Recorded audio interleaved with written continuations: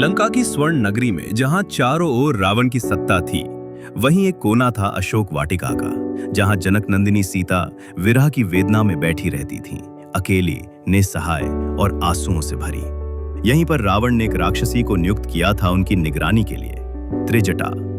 एक राक्षसी होकर भी त्रिजटा रावण जैसी नहीं थी। उसका हृदय संवेदनशील था, धार्मिक था और कहीं ना कहीं वो जानती थी कि सीता कोई सामान्य स्त्री नहीं, स्वयं धर्म और सतीत्व की प्रतिमूर्ति है। रावण बार बार सीता को प्रलोभन देता, धमकाता और विवाह का प्रस्ताव रखता, पर त्रिजटा उस हर क्षण में सीता की ढाल बनी खड़ी रहती, कभी चुपचाप, कभी सांत्वना देती हुई। एक रात त्रिजटा को एक विलक्षण स्वप्न आया। उसने देखा कि एक तेजस्वी पुरुष वानरों की सेना के साथ लंका पर चढ़ाई कर रहा है। रावण युद्ध में पराजित होता है, उसके रथ की लगाम टूट चुकी है, वो गधे पर सवार हो गड्ढों में गिर रहा है। विभीषण को रत्नमालाओं से सुसज्जित सिंहासन पर बैठाया जा रहा है और सीता को एक सूर्य के समान तेजस्वी पुरुष अयोध्या ले जा रहा है। इस स्वप्न से त्रिजटा चौंक गई। अगले ही दिन वो सीता के पास आई और हाथ जोड़कर कहा, माता, मैंने जो देखा वो आपके उद्धार की निशानी है।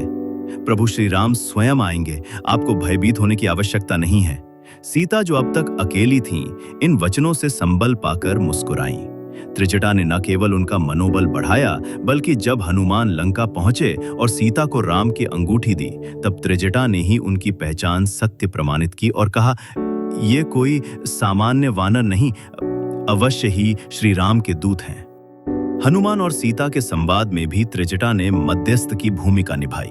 वो जानती थी कि यह एक युगांतकारी क्षण है, जब धर्म अधर्म को ललकार रहा है और सीता इस धर्म युद्ध की केंद्रवर्ती है। त्रिजटा ने ना तो रावण से भय खाया, ना अपने राक्षसी जन्म को बाधा बनने दिया। उसने सत्य का साथ दिया, सतीत्व की रक्षा की और अपनी सीमाओं में रहकर भी अधर्म के खिलाफ खड़ी रही।